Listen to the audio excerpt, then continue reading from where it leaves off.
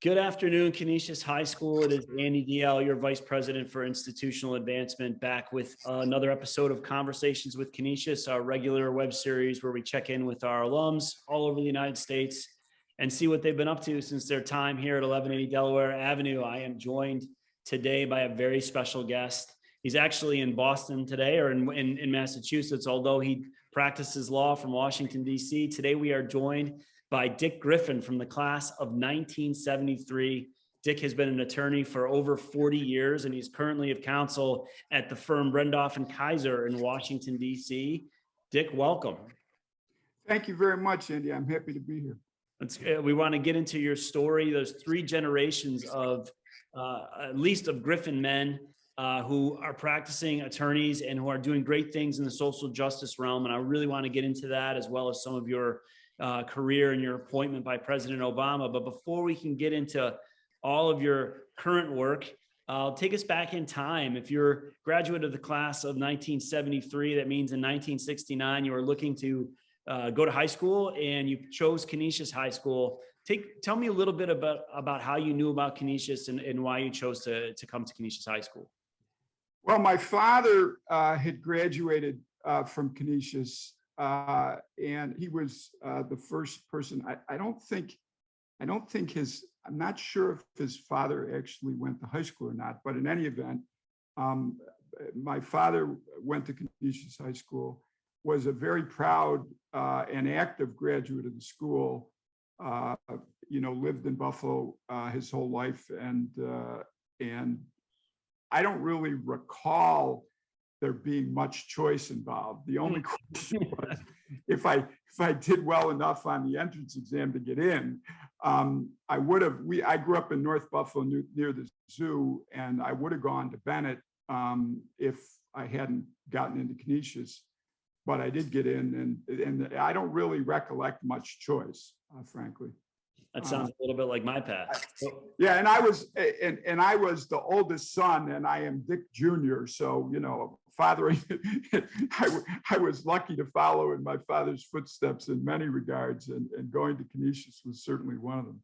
Yeah, and those are pretty big shoes to fill. We'll get into that in a little bit. But in your 4 years at Canisius, what were some of the activities you were involved in, and can you recall some of the formative adults in your experience there?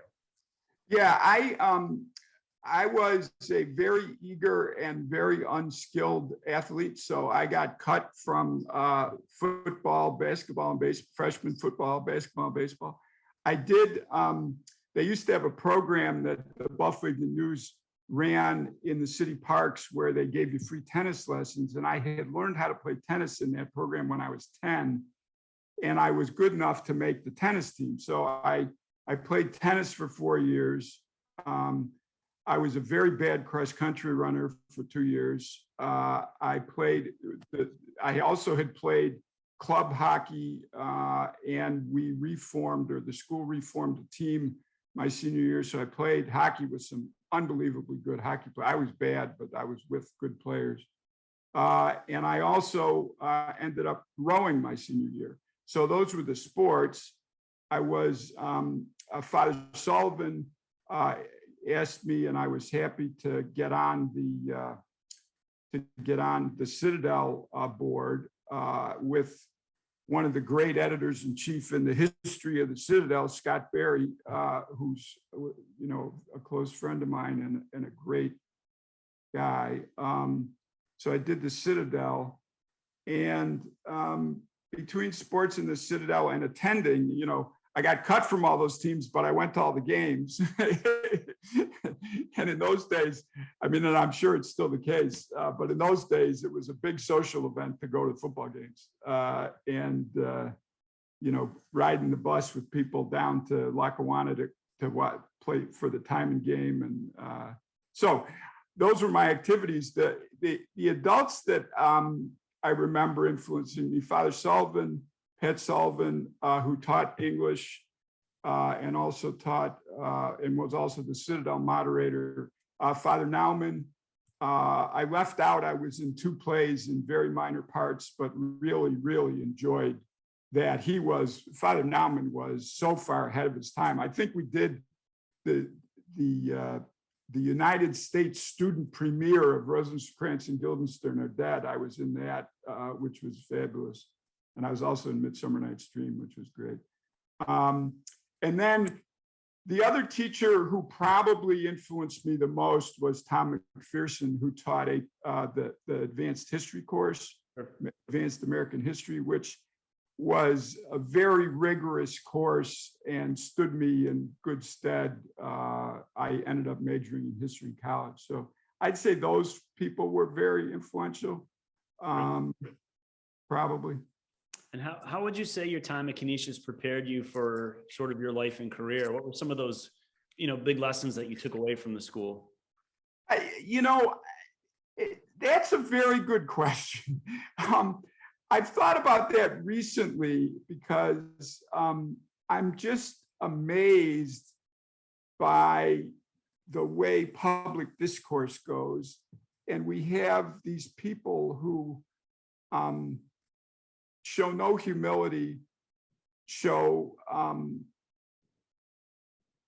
just braggadocio, and I think the things that I remember being taught at Canisius were humility, the concept of hubris, that you don't, and wanting to help other people in some sort of inchoate sense. But there was this notion that you just weren't out to advance your own interests, but you had an obligation to look out for other people.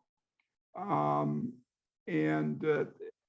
can't really point to specific, lessons in that regard. It was just what you came away with. And I think, to some extent, I got that from my family, and it was reinforced at Canisius. And it was reinforced by certain priests and lay people who, I respected. Great. And tell us now a little bit about, post-high school, post-Canisius High School.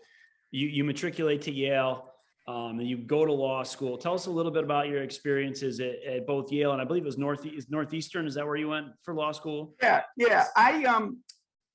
I basically was, I think, a mediocre student in college. I worked really hard. I never cut class, but I wasn't hugely engaged I did the work, basically. Sure. What I mostly did in college was I made a lot of friends, and I rode crew, and I did other stuff. And so I was like basically a B student, and had some great teachers, really great teachers. But I would say I wasn't hugely intellectually engaged in college. And I worked on the newspaper, I wrote, I did other stuff. But then I was going to go to law school right out of college, and I decided sort of at the last minute not to, and I went to work for a public interest group in New York City that I had worked for one summer. And I worked there, and then while I was there, I got persuaded by a friend who was going to Northeastern Law School to go to Northeastern. It's a very unusual school, and still is, I think, the only one of its kind in the United States, because you go to school for the first year, and then the last 2 years you work a quarter, go to school a quarter, work a quarter, go to school a quarter, and you have to have 4 jobs to graduate, and they're jobs. They're not clinical programs, they're jobs. You got to. And I went and worked at some really interesting places. I worked in the Auto Workers General Counsel's office in Detroit. I worked in legal services office in Charleston, South Carolina, and some other places. And so I decided I wanted to do labor law. I had a very influential labor law professor who's still a giant in the field named Carl Clare. So I ended up going to Washington really because I had started to go out with someone who got into graduate school at Georgetown, and I wanted to be in Washington so we could, and that was a good decision because we're about to celebrate our 40th wedding anniversary. And so I got lucky, and it's a very long, complicated story, but I got lucky and I got hired at the National Labor Relations Board in 1981. Great. Yeah. So to continue on that vein, what are some of those professional highlights in your career that you'd point to as your big achievements? Well, I was hired at the beginning of the Reagan administration by a holdover Democrat at the NLRB, who was a very renowned, he was a board member for 25 years, John Fanning. And then when he was not reappointed, my staff got shifted over to the Reagan chairman of the board, who was a very conservative guy. And I wanted to get out of there as fast as I could. And fortunately, through some connections that my former boss had with a particular union, I got hired in-house at a union, the operating engineers in their international headquarters. And I worked for them for 28 years, the last 18 of which I was the general counsel. It's a pretty big union, represents construction workers and HVAC engineers in buildings. And then based on some work that I had done on John Sweeney, the former president of the AFL-CIO, I had done some work on his campaign when he got elected to be head of the AFL-CIO. And I had made close connections there.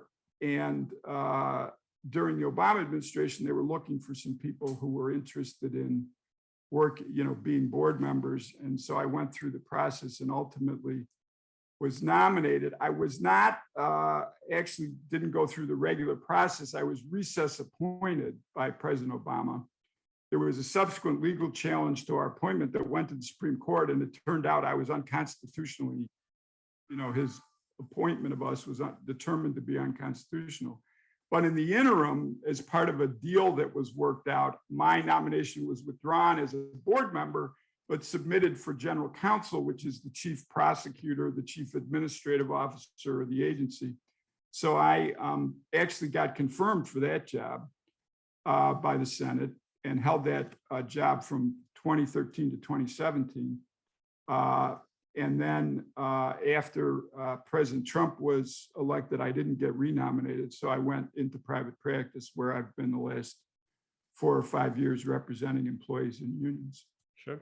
And your father, Dick Griffin, from the class of 50, also a prominent attorney here in Buffalo with an unbelievable reputation. What kind of influence was your father on you in your professional career, in your personal life too? It's very high. He just passed away in October, and he led an extraordinary life and was an extraordinary person. I would say a lot of what I ended up doing was, my father had a very strong influence on me, but I didn't want to be like following in his path. So he was a litigator. He was in a big firm most of his career. He was a mediator at the end of his career. I didn't want to be in a firm. Litigation was something I was interested in, but it just didn't work out. I ended up being an in-house lawyer. As luck would have it, the last 4 years, I've done a lot more federal court litigation than I did the first, 35 years of my career. But it was really, he had a passion. It's hard to describe how he just, if things weren't right, he wanted them to be right. And he was, particularly in the area of racial issues in the city, he was very, very passionate on the subject, and he represented the NAACP and the New York Civil Liberties Union in the Buffalo school desegregation case for maybe 28 years, well into the remedy phase of the litigation. So I think not on particular issues, because he wasn't a particularly, on labor issues, that wasn't his area at all. But on making things better for more people, a more just and equal society, he was very committed to that. And I saw the labor movement as an effective vehicle to do that. And that's the main reason that I wanted to do the work. I also, it's hard to convey this exactly, but I said I was a very unengaged student intellectually. For some reason, going to law school just kind of lit a fire under me. I mean, I really was interested in aspects of the law, and I had a good labor law professor, and the notion that there was this federal statute, the National Labor Relations Act, that sort of occupied the field and was a particular body of law. For some reason, that just, I found that interesting, separate and apart from all the rest of the sort of important aspects of the labor movement. So anyway, that's kind of a long way around not answering the question. That's a great answer. And of course, your son is also an attorney, right? Pardon me? Your son is also an attorney. So yes, he is. He is. He worked for a while between college and law school, and then he went to law school and clerked for a couple of prominent federal judges, and now he's a lawyer in New York City. Great. Well, if you could give some advice, Dick, to some of our young alums who are, graduating from high school, graduating from college, about to make some career choices, what kind of advice would you give to these young men and any young women watching today as well? I have a hard time answering that question. Sure.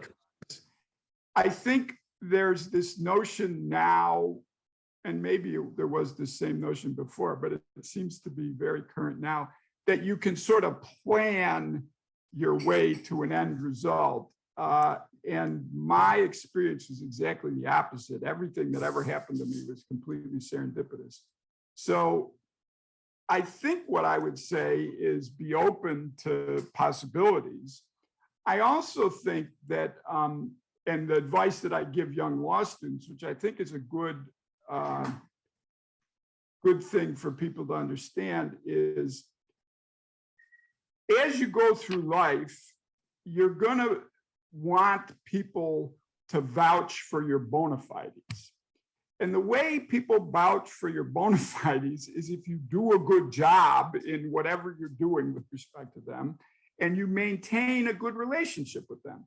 So I'm a great believer in not burning any bridges. I happen to be in a field that is extraordinarily contentious. And on the other side of the table, there are a lot of people who I would not characterize as the nicest folks in the world. But I really pride myself on not burning bridges. And that has always helped me. Sure. And so I would say, be open to experience, do a good job for whoever you're doing work for, because they're the people you're going to want to, speak on your behalf for the next thing you end up doing. And I just would say one sort of sidebar about that. One of my problems going to law school was I didn't really try to develop any relationships with professors in college, because I thought it was, rear end kissing or inappropriate or whatever. I went to class, I did the work, and I moved on. Well, then it turned out I needed some recommendations for college, and I'd been away for a while. And fortunately, I had been active in my particular little residential college on a number of things. And the dean of that, was very happy to give me a recommendation. But I was really hard pressed to figure out who I would ask for. Now, that wouldn't have been true at Canisius, and it certainly wasn't true at Northeastern. And it certainly wasn't true with respect to the people I did work for during my jobs during law school, all of whom, were wonderful to me in my career and helped me. But I think that's something that people don't always think about. They're in a job that they either like or they don't like, but they don't really think about, do I want to make sure that this person is ready to speak on my behalf in a subsequent thing? Because a lot of jobs you get, and particularly jobs in the sort of non-traditional fields, you get because they pop up at a particular time and somebody asks somebody, do you have anybody to recommend? And it's not like there's a regular hiring cycle to get into them. This is particularly true in the nonprofit world. And so you really want to have people who can vouch for you. And the way they will vouch for you is if you do a good job. And so that's the one thing I would say. The other thing I would say is, no matter who it is that you work with, you should treat them with dignity and respect. And it will never hurt you, ever, if you treat people well. There is no instance that you will be hurt if the people that you work with say, that woman was really a considerate, nice person, or that guy always said hello in the morning. That will never hurt you. And so I think sometimes people have their nose down or they're focused on, the higher ups in an operation. And they don't treat everyone. But that if you do that, first of all, it's the right thing to do. You should do that. Sure. Secondly, from a utilitarian standpoint, it will never hurt you that you were a good person and everybody liked you. That is not something that, will ever be considered a black mark against you in your career. That's great advice. That is great advice. As you look towards the future, are you in practicing law now for over 40 years? What does the future hold for Dick Griffin, for your family? What are your short and longer term goals? It's a good question because they're kind of up in the air at the moment. My wife retired a couple of years ago and largely had to do so because she has Parkinson's. And my kids, I have a granddaughter as of a year and a half ago this is my son and his wife have a granddaughter, and my daughter just got married, and they both live in the New York City area. My son lives in Manhattan, and my daughter and her husband live in Hoboken. And so, I think we'd like to be closer to them or figure out a way to be more, available to them and for them to be more available to us. So there's that. I have done some teaching since I got out of the NLRB. I taught a labor law seminar at West Virginia Law School, which was a lot of fun. And I'm now a co-author on a case book that's used as in labor law courses. And I think if I could figure out a good sort of place or places to do a little teaching and still, do the practice of law, I would like to do it. I was thinking about, and I kind of got a little asked if I would be interested in going back into the government, and that didn't work out for various reasons. Didn't get too far along in the Biden administration. I'm not sure I would want to go back. There's plenty of other people who can do that job as well or better than me. The current general counsel of the NLRB, for example, who used to be my deputy, is a spectacular lawyer and is doing wonderful work. Jennifer Abruzzo, she's really extraordinary. So I don't know what I'm going to do. I think I'm still going to keep my hand in some way in labor law, but in what capacity, I'm not clear. And I would like to see more of my kids. And I would go to more Nationals baseball games. I have, my dad was a big loved baseball and was a very good baseball player, and the talent skipped the generation. My son was very good also. I was a terrible catcher. But in any event, I like going. I've been a Nationals fan since they came to town, and the season they won the World Series was just magical for us. And I like, even though they're lousy now, and they traded away let all my favorite players go, with one or two exceptions, I'd like to go to more baseball games. I've only been to a couple this year, but I hope to go to more. I became a huge Nats fan myself when I, living 20 years in Washington, D.C. And, I got there maybe 10 years after I got there, they came back, and they played in the old RFK, which was a hoot. Really cool to see a game. And their new park is nice. It's not exactly a cathedral of the game, but it's a nice enough ballpark. But that RFK park was so unique. I could tell you stories about going to games in RFK. My favorite one was my sister lives in Silver Spring, and she has two sons, one of whom, they're both fabulous guys, but one of whom played baseball in college, big baseball fan. And early in the Nationals' history, I took him to a game against the Arizona Diamondbacks in the second week in April, and it was 32 degrees in RFK, which was an old rock pile. It wasn't quite like War Memorial, the real old rock pile, but it was a similar stadium that when you were in it, and it was cold, you felt it. And it was in the days when they had those things where the guys would come out with the cannons that would shoot the t-shirts. Yeah. And so this guy comes out in the 7th inning and he looks around, and the section that there were probably 6,000 people at the game when it started. And by the 7th inning, there were like 1,500. It was kind of like the Marlins now, frankly. And so this guy comes out, he looks down the right field line, and the only people within like 60 rows of us are me and my nephew, Connor. He aims the cannon at me. He hits me in the chest with the t-shirt, and I gave it to Connor. It's one of the best gifts I ever gave Connor. But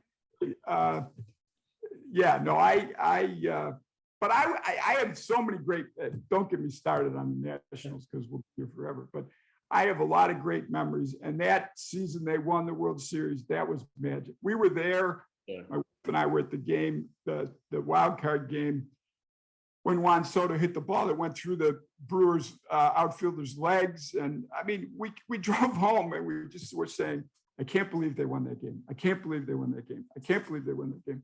And then when Howie Kendrick hit the grand slam, I mean, the whole thing was just fabulous. Great season. Yeah, absolutely. Well, thank you for spending some time with us today. Sure. Telling us some stories and giving us a little insight in your career and some great advice for the young lawyer, people that are thinking about being a lawyer out there. I look forward to the next time we get together. I hope to see you in DC or when you're back in Buffalo, but don't be a stranger. And thank you very much for sharing your story with us today. Sure, Andy, it's been my pleasure. Anytime. Take care. See you soon. Bye-bye. Bye.